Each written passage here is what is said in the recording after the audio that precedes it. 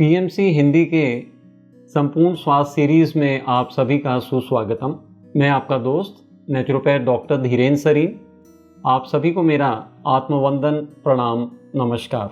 हम लोग आज जानकारी करेंगे किस तरह से हमारे शरीर में बीमारियों की उत्पत्ति होती है, क्योंकि अगर हमको जानना है कि किस तरह से संपूर्ण स्वास्थ्य को पाना है तो किस तरह से बीमारी पैदा हुई है उसके जड़ मूल तक पहुंचना बहुत ज़रूरी है। अगर हम उसको जड़ से ख़त्म नहीं करेंगे तो बारंबार बीमार पड़ते रहेंगे। और इसी के बारे में मैं चाहूँगा कि आप हमारे साथ में आखिर तक जुड़े रहें ताकि आप पूरी बात को ठीक तरह से अच्छी तरह से समझ सकें। समझने के बाद में अपने आप में उसे फॉलो भी कर सकें, अपने आप को निवारण उस कारण में से कर सकें। मैं थोड़ा सा आपको बताना चाहूँगा अपनी जर्नी के बारे में। क्यों आज से करीब 14 साल पहले बहुत बीमार था। मैं खुद भी माइग्रेन से, बैकएक से, कंधों की जकड़न से, पेट के दर्द से और पैरों की कंपन से घिरा हुआ था। कहना उचित होगा कि सिर की चोटी से पैर की चींटी तक बीमारियों में पड़ा हुआ था। बहुत इलाज करवाए। 4 साल तक जब मैंने बहुत इलाज लिया, एलोपैथी से, होम्योपैथी से, आयुर्वेद से, नहीं बन रहा था तो फिर तीन पैथियों को साथ में भी एप्लीकेशन किया। थकने के बाद में मैं खुद यहाँ से अपोलो हॉस्पिटल दिल्ली गया, ये समझ करके कि वहाँ पे अव्वल नंबर के जर्मनी के डॉक्टर्स, उनसे कंसल्टेशन करके शायद मुझे फ़ायदा मिले। जब उनसे 3 महीने मैंने इलाज कराया और पता चला इतनी सारी दवाइयाँ खाने के बाद, इतने सारे टेस्ट करवाने के बाद में भी कोई रास्ता नहीं निकला। आखिर में डॉक्टर ने जो बात कही ये बहुत ही चिंतनीय और सोचने जैसी है। डॉक्टर से मैंने पूछा, डॉक्टर साहब ठीक क्यों नहीं हो रहा है? तो उन्होंने कहा कि ये तो डिसऑर्डर जो है साइकोसोमेटिक है, ये आपको डिप्रेशन की कुछ गोलियां देनी पड़ेंगी। You look to be having some kind of a psychic case. तो मैंने उनसे कहा आप कुछ भी कीजिए, कैसे भी कीजिए, लेकिन ये एक जानकारी कि हमारे मन में क्या चल रहा है ये सबसे बड़ा इफ़ेक्ट हमारी बॉडी पे डालता है। दवाइयों के माध्यम से उसको आप रिवर्स नहीं कर सकते हैं। हाँ, इसके और भी तरीके हैं, लेकिन साथ ही साथ में बॉडी के अंदर में, क्योंकि हमारा शरीर जो बनता है इसके बनाने का माध्यम तो भोजन ही है। अगर हम संतुलित आहार लेते हैं तो हमारा संतुलित शरीर बनता है, लेकिन हमारे गलत खान पान की वजह से, हमारे गलत आने जाने, पूरे दिन की एक्टिविटी, स्ट्रेस में, तनाव में, स्केड्यूल्स इतने टाइट होते हैं, कहीं ना कहीं पे हमारे भीतर प्रॉब्लम्स होनी शुरू होती हैं। जानने की आवश्यकता ये है कि जो आप खाते हैं वो अगर बहुत बढ़िया भी आप खा रहे हैं, अगर आप एक्सेस कर रहे हैं तो वो भी आपकी बॉडी में कूड़े का काम करता है। अपनी इमारत समझ लीजिए जैसे 5 चीज़ों से बनी है।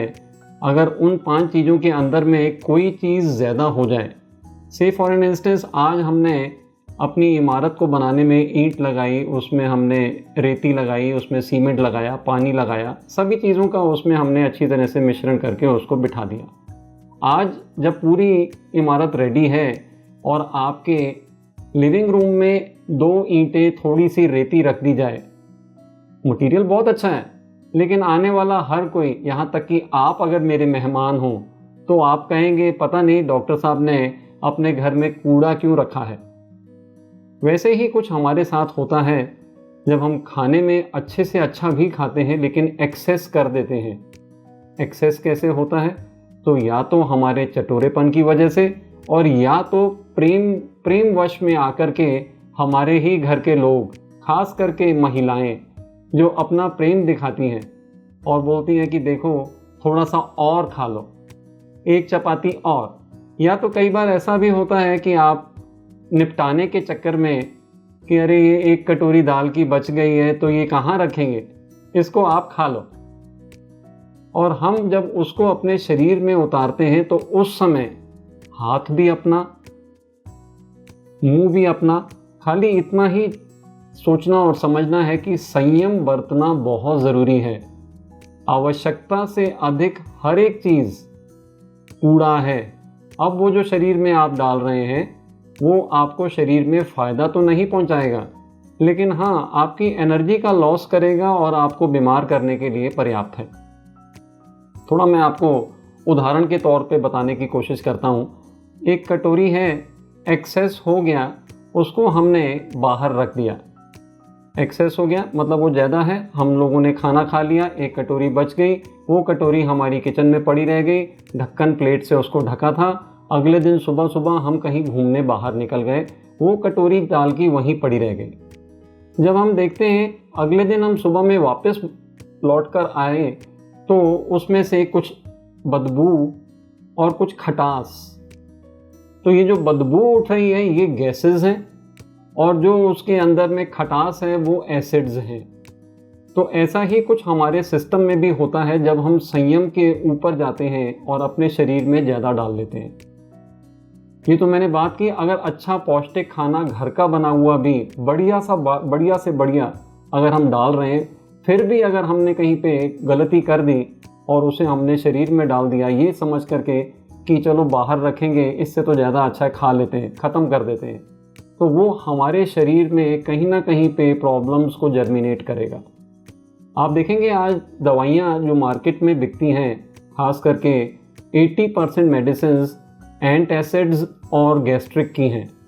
80% मेडिसिन, क्योंकि ये ही सबसे पहला रीज़न होता है आपके शरीर में कोई भी बीमारी आने का।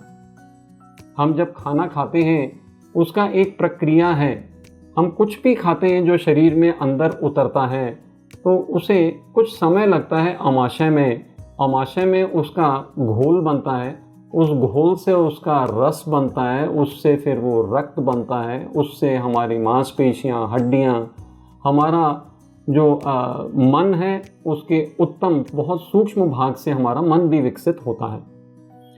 खास करके जो हम लोग खाना खाते हैं उसी का जो दृश्य जो खराब भाग है जो हमें नहीं चाहिए, आफ्टर एसिमिलेशन एब्जॉर्प्शन, उसे हम बॉडी में से बाहर निकाल देते हैं। और इतनी सुंदर व्यवस्था की है हमारे शरीर में, हम खुद समझना चाहिए कि हम खुद आत्मस्वरूप हैं और ये जो शरीर हमने ओढ़ रखा है इतना ज़बरदस्त इसकी व्यवस्था है। खाने का एक मार्ग, निकालने के 4 मार्ग हैं। पहला स्टूल जो हम शौच क्रिया करते हैं, दूसरा यूरिन, तीसरा है स्वेट जो हम लोग को पसीना आता है, और चौथा है जो हम श्वास निश्वास से करते हैं, उससे भी बहुत सारा गंध हमारे शरीर से बाहर निकलता है। प्रायः देखा गया है कि जो बीमारी आपके शरीर में पैदा होती है या मेरे शरीर में पैदा हुई, उसका रीज़न यही है कि कहीं ना कहीं पे कोई ब्लॉकेज, जो बाहर निकलने का जो सिस्टम था कहीं पे ब्लॉक हो गया, वो कूड़ा हमारे अंदर ही एकत्र हो गया। और वहाँ पे कूड़ा है तो कीड़ा है, बहुत सिंपल फिलॉसफी है। कूड़ा है तो कीड़ा है, कूड़ा नहीं है तो कीड़ा भी नहीं है, क्योंकि कीड़े का तो फूड ही कूड़ा है। तो अगर आप इस चीज़ को समझ सकें, देखिए मैं थोड़ा और आपको बताने की कोशिश करूँगा, थोड़ा सा और बड़ा कर लेते हैं। देखिए आपने खाना खाया, वो दाल खा ली, दाल अंदर गई, दाल एक्सेस हो गई, बाहर पड़ी थी तो गैस बना, बाहर पड़ी थी तो एसिड बना, तो क्या अंदर जाएगी तो एक्सेस में नहीं सड़ेगी? वही आपके अंदर हो रहा है। आपने एक्सेस किया, आपको गैसेस बनने लगी, आपके भीतर ही भीतर आपके एसिड्स बनने लगे, फिर आप दवा खाने चले गए। देखिए कई बार क्या होता है, इंडिकेशन और भी ज़्यादा भयंकर रूप ले लेती है। एक खाना 4 लोगों को खिलाया गया, एक को तो वॉमिट होने लगा, एक को डायरिया हो गया, उसको लूज मोशंस आने लगे, एक का जी मचलाने लगा, घबराहट होने लगी, और एक आदमी जो है उसको बहुत ज़्यादा वीकनेस लगने लगी। अब क्या होता है, हम लोग बीमारी का इलाज ढूंढने लगते हैं, बीमार का इलाज नहीं ढूंढते हैं। पेशेंट को देखना है कारण क्या है, गलत गया उसके शरीर में, अब उसका निवारण क्या है। तो वो जो गलत गया है उसको हम टॉक्सिन या एसिड का नाम देते हैं। अगर वो टॉक्सिन शरीर से निकल जाए, जहाँ है, जहाँ उसको प्रॉब्लम दे रहे हैं, वहाँ से अगर उसको हम रिलीज़ कर दें तो उसकी बीमारी का निवारण भी हो जाएगा। अब जिसको समझो उसने खाना खाया, उसको नोज़िया हो रहा है, उसको डकारें आ रही हैं या उसको लग रहा है वॉमिट होगा, तो थोड़ा पानी, अगर 4 गिलास पानी को गर्म करके उनको गुनगुना करके पिला दिया जाए, अगर बीपी ना हो थोड़ा उसमें नमक भी डाल दिया जाए और उनको वमन करवा दिया जाए, वमन क्रिया, थोड़ा झुक करके अगर वो अपनी 2 उंगलियों से उस पानी को वापस निकालेंगे तो अमाशय की सफाई हो जाएगी। जो उनके शरीर में टॉक्सिन्स गए थे, जो जहर गए थे, वो आगे जाने की बजाय वापस बाहर निकल के उनके शरीर को साफ हो जाएगा। It's a very simple way of doing this. अच्छा, किसी को खट्टी डकारें आ रही हैं या घबराहट हो रही है या एसिडिटी लग रही है, तो दैट मीन्स कि आमाशय में ही पॉइजन पड़ा है और उसको निकालने का तरीका बिल्कुल सरल वमन करके उसको रिलीज़ किया जा सकता है। अगर आगे चले गया है, क्योंकि कुछ ना कुछ खट्टा कुछ मीठा, कई बार भूल में क्या है आमाशय उसे आगे भेज देता है, लेकिन मलाशय फिर उस जहर को शरीर से बाहर निकालना शुरू करेगा। इसी वजह से फिर वो लूज मोशन शुरू हो जाएंगे। अब लूज मोशन से बचने के लिए बॉडी क्या करेगी, पानी अपने शरीर का इकट्ठा करके उसको बाहर फेंकने लगेगी। आप देखेंगे कई बार वाटरी मोशंस भी होने लगते हैं, क्योंकि जहर अंदर है। हमारी शरीर की इतनी बढ़िया सुंदर व्यवस्था की है, आत्मा जो अंदर बैठी है, आत्म स्वरूप, वो उसको इतना बढ़िया संचालन कर रही है। This a auto healing system, अपने आप से अपने आप को हीलिंग करने का सब कुछ अंदर विकसित है। लेकिन हम लोगों को या तो हमारे मन में पड़ा है या तो हम लोगों ने दूसरों से सीखा है कि कुछ भी हो जाए तो दवा ले लो। दवा तो अपने आप में बोल रही है, दवा अंदर सप्रेस करना है, उससे कोई कूड़ा बाहर नहीं निकलेगा। देखिए, बीमारियां जितनी भी आप अगर चेक करके देखेंगे, जितनी भी बीमारियां, तो उसमें 2 ही तरह की बीमारियां ज़्यादा करके देखने में मिलेंगी। एक बीमारियां जिसमें कुछ बाहर निकल रहा है, जैसे वॉमिट हो रहा है, जैसे म्यूकस निकल रहा है, किसी को कफ कोल्ड की बीमारी है, या किसी को लूज मोशंस हो गई हैं। सो ये कुछ निकलने वाली बीमारियां। और दूसरी बीमारियां जहाँ पे कुछ कूड़ा अंदर इकट्ठा हो गया है, कहीं पे किडनीज़ के अंदर में यूरिक एसिड जम गया है, जिसकी वजह से स्टोन्स फॉर्म हो रहे हैं, और इसकी वजह से ये भी कूड़ा है। और कहीं पे अगर हमारे घुटनों में दर्द है या हमारे कंधों में दर्द है, यूरिक एसिड का जमा, मतलब या तो कहीं पे रुका है गंद, कहीं टॉक्सिन जमा हो गया है, या तो कहीं से टॉक्सिन बाहर निकल रहा है। अब हम क्या करते हैं, दवा लेने के लिए चले जाते हैं, हम दवा ले लेते हैं। दवा लेकर के हम क्या करते हैं, जो कूड़ा निकल रहा था उसको रोक देते हैं। से फॉर एन इंस्टेंस, सबसे सिंपल सी बीमारी कोल्ड कफ था, हम गए कि वो कुछ पतला पतला निकल रहा है, डॉक्टर साहब कुछ दवाई दे दीजिए। तो निकल रहा था तो अच्छा है ना, अंदर से म्यूकस बाहर निकल रहा था, सफाई हो रही थी, फेफड़े साफ हो रहे थे, साइनस क्लियर हो रहा था। It was a treatment which was going on. अच्छा, फीवर भी आ गया तो वो प्रयास था आपकी बॉडी का कि कहीं पे वायरस फैल ना जाए, उसको ख़त्म करने के लिए उसने अपने शरीर का तापमान बढ़ा दिया। अब आपने क्या किया, दवा लेके तापमान भी नीचे कर दिया और जो म्यूकस निकल रहा था उसको हमने गाढ़ा कर दिया, जमा दिया, सप्रेस कर दिया हमने उस कफ को, उस कोल्ड को। अब जब निरंतर हम लोग ये चीज़ करते रहते हैं तो क्या होता है, पहली चीज़ जो होगी, आप अगले हफ्ते जाएंगे दवा लेने के बाद में उसी डॉक्टर के पास में, डॉक्टर साहब आपकी दवाई तो बहुत अच्छी थी, मेरा तो कोल्ड मिट गया, लेकिन मुझे खांसी हो रही है। क्योंकि जो वो श्लेष्मा थी, जो वो म्यूकस था, उसको आपने इतना गाढ़ा कर दिया कि अब वो चेस्ट में से, लंग्स में से ऊपर नहीं आ पा रहा है, तो गले में खिचखिच होगी, खांसी आनी शुरू हो जाएगी। खांसी में हम ज़ोर से उसको बाहर निकालने का प्रयास करते हैं, जो चीज़ अब बाहर नहीं आ रही है, वो एक और दवाई दे देते हैं और सुखा देते हैं, और अंदर हमारे फेफड़ों के अंदर में वो म्यूकस जो है वो सूख जाता है। ऐसा जब हम निरंतर करते रहते हैं, कुछ सालों बाद पता चलता है अस्थमा की बीमारी, कहीं मिट्टी उड़ी, धूल उड़ी, उसकी वजह से ऑक्सीजन लेवल्स गो डाउन, हम लोगों को पूरी तरह से श्वास में प्रॉब्लम होने लगती है, ब्रेथलेस होने लगते हैं, और फिर बोला गया है दमा तो दम के साथ ही जाएगा। देखिए कितनी छोटी सी बीमारी थी, हमने कैसे उसको बड़ा कर दिया।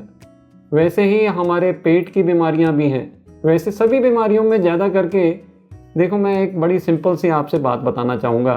कोई भी दवा लेकर के आज तक किसी को फ़ायदा दिखता है टेम्परेरी, लेकिन ये सब लोग जानते हैं कि उसके साइड इफ़ेक्ट्स तो हैं ही हैं, क्योंकि जो दवा काम कर रही है वो 1% ऑफ द बॉडी में रिक्वायर्ड है।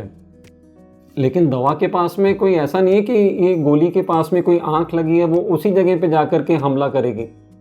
आपने दवा खाई, वो पूरे बॉडी के अंदर फैल गई। रिक्वायर्ड था 1% जगह पे उसका एक्शन, लेकिन 100% पूरी बॉडी में उसका एक्शन शुरू हो जाता है। इसका साइड इफ़ेक्ट तो होना ही होना है। इसमें कहीं ना कहीं पे आपको प्रॉब्लम्स आगे चल के बड़े स्वरूप लेकर के आने वाली हैं। लेकिन अगर हम लोग कुदरती रूप से अपने शरीर को सपोर्ट कर दें, जैसा मैंने बताया आपको, वमन से आप ऊपर का आमाशय साफ़ कर सकते हैं। अगर आपको लूज मोशंस लग गए तो डर किस चीज़ का है, गंदगी निकल रही ना, बदबू आने वाली चीज़ बाहर निकल रही थी और हमने उसको डॉक्टर को जाके कह दिया कि सर मेरे को तो बहुत सारी लूज मोशंस हो रही हैं। उन्होंने दवाई दी, उन्होंने आपका मोशन रोक दिया। अंदर वो बदबू, वो गंदगी आपके रुक गई, थम गई। वो जहर जो निकल रहा था उसको हमने निकलने से बंद कर दिया। तो क्या ये उचित है? हमने ऐसा क्यों किया? क्योंकि हमारे मन में है कि दवा से हम ठीक हो जाएंगे। सभी लोग ले रहे हैं दवा, लेकिन ये भी जान लीजिए कि दवा लेने के बाद में बीमारियां ख़त्म नहीं हो रही हैं, बीमारियां तो बढ़ती जा रही हैं। आज से 30 साल पहले समझो बीमारियां जितनी थी, तो क्या आज बीमारियां कम हुई हैं? आज नए से नई और बीमारियां आ रही हैं। जितने अस्पताल तब थे उससे दुगने अस्पताल बन गए, लेकिन 3 गुना और ज़्यादा बीमारियां बढ़ गई। आज भी अस्पताल में इतने बेड नहीं है जितनी बीमारियां हैं, जितने बीमार हैं। मैं खाली इतना कहने की कोशिश कर रहा हूं कि आपके शरीर को सपोर्ट कीजिए नेचुरल वे में। इसका कोई साइड इफ़ेक्ट नहीं है, कोई साइड इफ़ेक्ट नहीं है। ये बात जब मुझे समझ में आई आज से करीब 12 साल पहले, और मैंने नेचुरल लिविंग करने शुरू किया, तो मैंने ये पाया कि मेरी जितनी बीमारियां थी, माइग्रेन था, कंधे का दर्द था, पेट का दर्द था, पैरों की कंपन थी, सब बीमारियां 3 महीने में 80 to 90% बीमारियां मेरी शरीर से अपने आप, बिना किसी दवा के। मेरी बॉडी में सब कुछ है, मेरे भीतर वो सब ताकत है जिस चीज़ को मुझे सपोर्ट करना है। मुझे बात नहीं पता थी कि कॉज क्या है, कारण क्या है। आपको मैं एक वैसे बात बता दूं, जो हमारे मॉडर्न मेडिसिन के जनक हैं डॉक्टर हिपोक्रेट्स, जिन्होंने ये पाया कि हमारे शरीर में मूल कारण जो है रोगों का, वो कोई ना कोई बैक्टीरिया या वायरस, कोई ना कोई कीट है। तो एक बात समझ लीजिए, जब वो 30 साल तक उनका काम चलता रहा, वो दवाइयाँ मार्केट में आ गई, फार्मास्यूटिकल लॉबी खड़ी हो गई, कई सारे डॉक्टर्स को विज्ञान मिल गया, ज्ञान से वो लोग डॉक्टर्स बन गए, बहुत जगह पे ये काम एलोपैथी का चलने लगा। 30 साल बाद पाया गया कि जो दवाइयाँ बनाई गई थी वो फिर काम नहीं कर रही थी। 30 साल पहले जो बीमारियाँ थम रही थी, वो बीमारियों के थामने के लिए दूसरी दवाइयाँ ढूंढनी पड़ी, क्योंकि जो बैक्टीरिया और वायरस भी अपने आप में अडेप्ट कर लेता है। अब वो अडेप्टेशन के प्रोसेस में चलते चलते उन वायरसेस में इतना चेंज आ गया कि वो फिर उन दवाइयों से उन पे प्रभाव पड़ना बंद हो गया। तब चिंतनीय बात हो गई, डॉक्टर हिपोक्रेट्स भी सोचने लगे और उन्होंने फिर से शोध किया और उन्होंने पाया वही कारण जो मैंने आपको पहले भी बताया, उन्हीं का दिया हुआ है। द रीज़न इज, जहाँ कूड़ा है वहाँ कीड़ा है। अगर आप उसका कीड़े का जो फूड साइकिल ही ब्रेक कर दें, अगर आप वहीं पे उसको ख़त्म कर दें कि उसके बॉडी में अगर कूड़ा नहीं है तो कीड़े का तो कोई काम ही नहीं है। आप कीड़े को एक डिस्टिल्ड वाटर में अगर रख देंगे जहाँ उसके खाने का फूड सप्लाई नहीं है, तो कितना टाइम तक रहेगा वो ख़त्म हो जाएगा अपने आप ही। It will end by itself. हमारे घरों के अंदर में देखा गया है कि एक दाल हम लोग लेके आए, ज़्यादा हो गया, एक्सेस में पड़ा रह गया डब्बे के अंदर में काफ़ी टाइम के लिए, 6 महीने बाद देखते हैं उसमें अपने आप एयर टाइट डब्बा, अंदर अपने आप ही कीड़ा पैदा हो जाता है। ये जो कीड़ा है ये कहीं से बाहर से नहीं आता है। ये प्रदूषण ना फैले तो कुदरत का एक तरीका है उन चीज़ों को जो सड़ रही हैं उनको ख़त्म करने का। एक ऐसा एजेंट है कुदरत का जो वहाँ पे सफाई करेगा, एक सफाई कर्मचारी की तरह वहाँ वो काम करता है। जैसी दाल है वैसा कीड़ा आएगा, जैसा अनाज है वैसा कीड़ा आएगा। हमारे शरीर में भी वैसा ही है, जहाँ जो टाइप का कूड़ा है उसे ख़त्म करने के लिए उस टाइप का कीड़ा, ज़रूरी नहीं है कि बाहर से आएगा, अंदर ही शुरू हो जाएगा प्रोसेस, अपने आप पनपने लगेगा, फैलने लगेगा। उसका मेन काम है कि आपके अंदर से गंदगी को ख़त्म करें। हमारी बॉडी का जो अंदर में एनर्जी है वो अच्छा बना रहे, तो कोशिश करना चाहिए जब भी बीमारी है उसको रोकथाम करने के लिए डालने पे रोक लगा दें, क्योंकि खाने की वैसे भी इच्छा तो ख़त्म हो जाती है। कोशिश करना चाहिए जितना आराम मिल सके, क्योंकि आराम करते हैं तो एनर्जी हमारी कम से कम वपराश में जाती है। थोड़ा मौन रखें, उस टाइम पे ध्यान करें, अपनी ऊर्जा को बढ़ाएं। जो खाना खाते हैं हर एक बेराही, every morsel is a tax on our energy. इस बात की जानकारी आपको होनी बहुत ज़रूरी है कि आप जो भी खाएं उस पर बहुत नियंत्रण रखें, बहुत समझ रखें, संयम रखें। खास करके अगर कहीं पे कॉम्प्लिकेशन आई है उसका रीज़न एक है आपकी बॉडी के अंदर में टॉक्सिन का ठहराव, उसको रोकना नहीं चाहिए। अब कई लोग मुझे कहते हैं कि भैया हमको तो दस्त लग गए, अब क्या करेंगे, हमारे दस्त लग गए, अगर हमारे को दस्त आते रहेंगे तो बॉडी में से पानी का डिहाइड्रेशन हो जाने का चांसेस है। तो आप पानी पीजिए ना, बहुत सारा पानी पीजिए, पानी को कहाँ ना है, उसमें नमक चीनी डाल के ORS का घोल लीजिए। लेकिन एक बात और जानकारी कर लीजिए, उस टॉक्सिन को रोकिए मत। हमारे पास में एक एनीमा आता है, इस एनीमा के प्रयोग से आप अपने शरीर से जो आपके मलाशय से पड़ा हुआ गंदगी है पानी चढ़ाकर, plain water, it's very very normal to do. हमारे यहाँ इसको पुराने ज़माने में बस्ती क्रिया का नाम से भी जाना गया है और कहीं पे भी कोई भी इस्तेमाल कर सकता है। जैसे कुल्ला करते हैं कोई, there is no problem with the mouth, मुंह में कहीं कोई छाले नहीं पड़ते हैं पानी से साफ़ करने पे। वैसे ही हमने मलाशय को साफ़ कर दिया, हमने थोड़ा पानी अपने आंतों में जाने दिया और जहाँ लगा कुछ प्रेशर लग रहा है हम बैठ गए और हमारा पेट साफ़ हो गया। So it's a very simple way to do. अगर हम चाहते हैं कि हम बिना किसी साइड इफ़ेक्ट के अपने शरीर को साफ़ कर लें तो हमें ज़रूरी है जानकारी करना।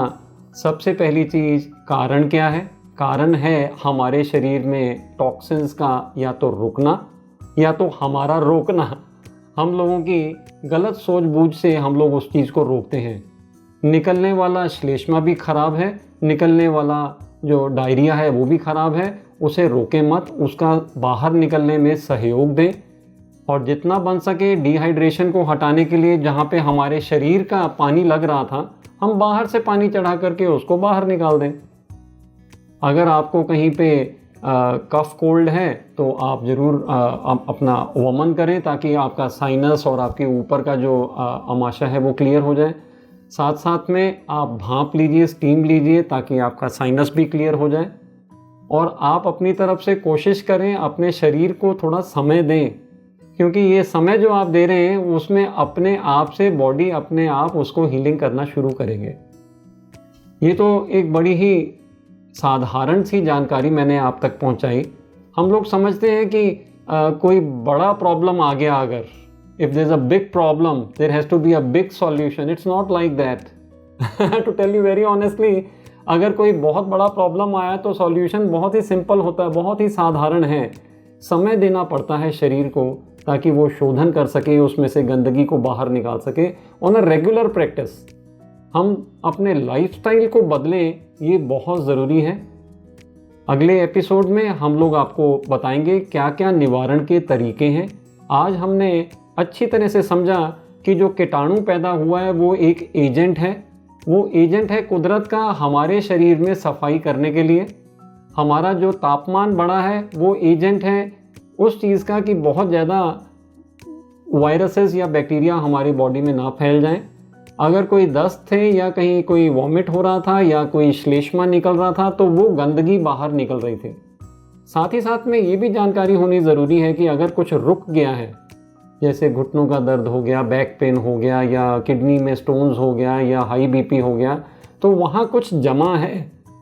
अब वो जमा जो है वो बाहर निकालने के लिए हमें कैसा खाना लेना है, थोड़ा तो हमने उसके बारे में पहले भी आपको बताया, और उसका निवारण कैसे करना है हम अगले एपिसोड्स में उसके बारे में आपसे ज़रूर चर्चा करेंगे। आज के लिए इतना ही, बहुत बहुत धन्यवाद। और एक बात और जो बहुत ही इम्पॉर्टेंट, क्योंकि मैंने आपको अपना बताया जब, तो उस समय मैंने आपको ये भी बताया कि उस डॉक्टर ने, जो जर्मनी का पढ़ा हुआ डॉक्टर है, देखिए कितनी बड़ी बात है, वो डॉक्टर मुझे ऐसा बता रहा है कि आपको सर जो प्रॉब्लम है वो साइकोसोमेटिक है, ये दवाइयों से इतनी जल्दी रोकथाम नहीं होगा। ध्यान के माध्यम से, मेडिटेशन के माध्यम से आप अपने मन पे बहुत अच्छा काम कर सकते हैं। यही एक तरीका है। There is no other way that can work on your mind. आप अपने मन को सही करना चाहते हैं, संयम में लाना चाहते हैं, पॉजिटिव थॉट बनाना चाहते हैं, मिरेकुलस थॉट बनाना चाहते हैं, खांसी से लेकर के कैंसर तक का रोकथाम करना चाहते हैं, तो मन पे तो काम करना सबसे पहले ज़रूरी है। और ध्यान से आप अपने मन को बहुत जल्दी बदल सकते हैं। सकारात्मक सोच के साथ में सकारात्मक शरीर बनता है। बहुत सिंपल है, बहुत सिंपल। आपका शरीर आपके मन के वश में है। आपका मन आपके शरीर को कंट्रोल कर रहा है। अगर मन सही हो गया, शरीर ने तो ठीक हो ही जाना है। It has to be, there is no other option left. तो आप ध्यान भी ज़रूर करें, और ध्यान अगर आपका सही से ना हो रहा हो तो सेवा ज़रूर करें, क्योंकि आपने कुछ तो पुण्य अर्जित करना पड़ेगा ताकि आपकी साधना अच्छे से हो सके। तो ये तीनों चीज़ें जो कि होलिस्टिक हीलिंग में अपना एक बहुत बड़ा रोल प्ले करती हैं, इनको समझना पड़ेगा। सबसे पहले खाने का संयम, दूसरा हमारी सेवा, और तीसरा हमारा ध्यान की पद्धति। ये तीनों से हम लोग किस तरह से रोकथाम करते हैं, ये जानकारी होने पे जब मैंने अपने आप में अप्लाई किया तो मेरी तो सभी बीमारियां चलती लगी, आपकी भी लगेंगी। बात को सुनने के साथ साथ में, समझने के साथ साथ में उसकी एप्लीकेशन भी करना है। You are your own laboratory, work on yourself. I hope you will get wonderful results. चमत्कारिक लाभ होंगे। Thank you so much for giving your time today.